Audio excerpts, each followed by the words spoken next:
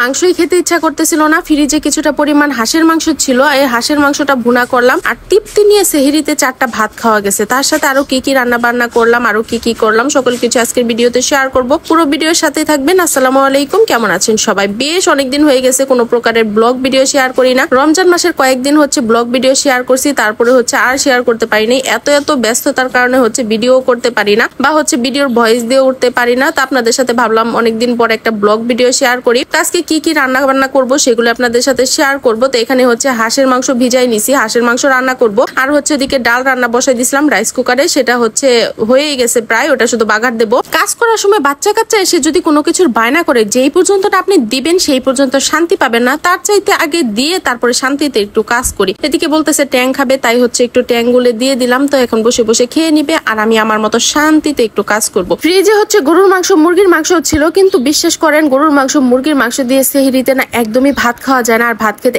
একদমই ভালো লাগে না। তো কয়েকদিন ধরে হচ্ছে ভর্তা ভাজি এইটা সেটা খাইতেছিলাম, সেহরিতে না ঝোল তরকারি খেতেও ভালো লাগে না। তাই ফ্রিজে দেখলাম কিছুটা পরিমাণ হাঁসের মাংস আছে, সেটাই হচ্ছে বের করে নিছি। ভাবলাম এই হাঁসের মাংসটা ভুনা করব, এই ভুনা দিয়ে ভাত খেতে হয়তো অনেক বেশি মজা লাগবে। তো এই যেই ভাবনা সেই কাজটাই শুরু করে দিছি। কিছুটা টাটকা মশলা করে নিলাম, সেটা হচ্ছে রান্না করার জন্য। আর এখানে কিছুটা জিরা করে নিলাম, তো জিরা হচ্ছে গুঁড়া করে নিব। আমি হচ্ছে আমার মশলাদানির মাঝে সবসময় ভাজা জিরার গুঁড়াটা রাখি, কারণ হচ্ছে অনেক তরকারির মাঝে ভাজা জিরা লাগে, তখন সাথে সাথে করা যায় না। মশলাদানির মাঝে হচ্ছে আরো কিছু মশলা শেষ হয়ে গেছিল, সেগুলো হচ্ছে একে একে ভরে নিতেছি। হলুদের গুঁড়া, জিরার গুঁড়া, তো এগুলো হচ্ছে আমি প্যাকেটের মশলায় তরকারিতে ব্যবহার করে থাকি। এক প্যাকেট আনলেই হচ্ছে আমার পুরোপুরি 1 মাস চলে যায়। তো যাই হোক, মশলাগুলো ভরে এদিকে হচ্ছে ডালটা বাঘার করে নিব। ডাল রান্নাটা হয়ে গেছে, ভাবছিলাম পাতলা ডাল রান্না করব, কিন্তু ডালটা জাল করতে করতে হচ্ছে একদম শুকাই গেছে। যাই হোক, ঘন ডাল রাইসার পাপা আবার অনেক বেশি পছন্দ করে, তাই অল্প করে ঘন করে রান্না করে ফেললাম। তো ডালটা হচ্ছে বাঘার দেওয়া হয়ে গেছে, ডালটা হচ্ছে নামিয়ে রেখে দিব। আর এখন হচ্ছে হাঁসের মাংসটা রান্না করব। হাঁসের মাংসটা যেহেতু একদম ভুনা ভুনা করে করব, তার জন্য পেঁয়াজের পরিমাণ একটু বেশি করে দিয়ে দিছি।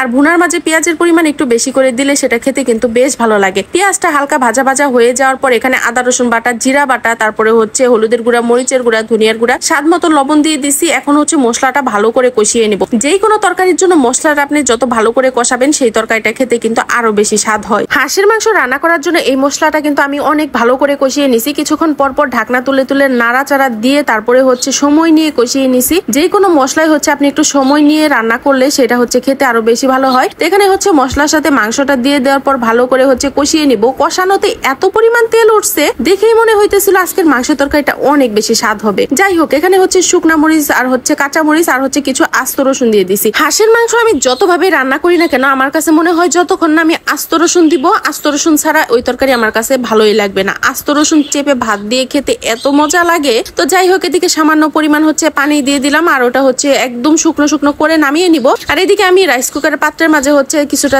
চাল ধুয়ে তারপরে হচ্ছে রাইস কুকারে ভাত বসিয়ে দিতেছি। রান্না বান্না শেষ করতে করতে মোটামুটি 12:30টার মতো বেজে গেছে। আর এত রাতে ঘুম আসার পরে আবার সেহরির টাইমে সজাগ পাবো কিনা জানি না, তাই ভাবতেছি আজকে ভাতটা আগেই রান্না করে রেখে দেই। ভাত রান্না শেষ হতে হতেও রাত দেখা যাবে 1টা বেজে গেছে। তো এত রাতে ঘুমিয়ে আবার হচ্ছে ওঠা খুবই খারাপ লাগে। যাই হোক, এদিকে ভাতটাও বসাই দিছি। ভাত রান্না শেষ হলে তারপরে হচ্ছে একেবারে শুয়ে পড়বো। সন্ধ্যা রাতে হচ্ছে ইফতারি খাওয়ার পর আমাদের হচ্ছে সন্ধ্যা রাতে আর ভাত খাওয়া লাগে না, একেবারে সেহরির টাইমে ভাতটা আমরা খেয়ে নেই। আজকে সেহরির ভাতটা আপনাদের ভাইয়াও হচ্ছে একদম তৃপ্তি নিয়ে খাইছে। কয়েকদিন যাবত একদমই ভাত খেতে পারে না, আর সেহরির টাইমে তো এমনিতেও ভাত খেতে ইচ্ছা করে না। ঘুম থেকে উঠে কার বা ইচ্ছা করে যে ভাত খেতে। সত্যি আজকে হাঁসের মাংসটা খেতে কিন্তু অনেক বেশি মজাদার ছিল, আর আপনাদের ভাইয়াও হচ্ছে অনেক বেশি পছন্দ করছে। যাই হোক, ভিডিওটা আপনাদের কাছে কেমন লাগলো অবশ্যই জানাবেন, লাইক কমেন্ট শেয়ার করে দিবেন, পেজটাতে ফলো দিয়ে দিবেন। ইউটিউব চ্যানেল থেকে দেখে থাকলে চ্যানেলটা অবশ্যই সাবস্ক্রাইব করে দিবেন। আজকের মতো ভিডিওটা এখানে শেষ করছি। আল্লাহ হাফেজ, ভালো থাকবেন সবাই।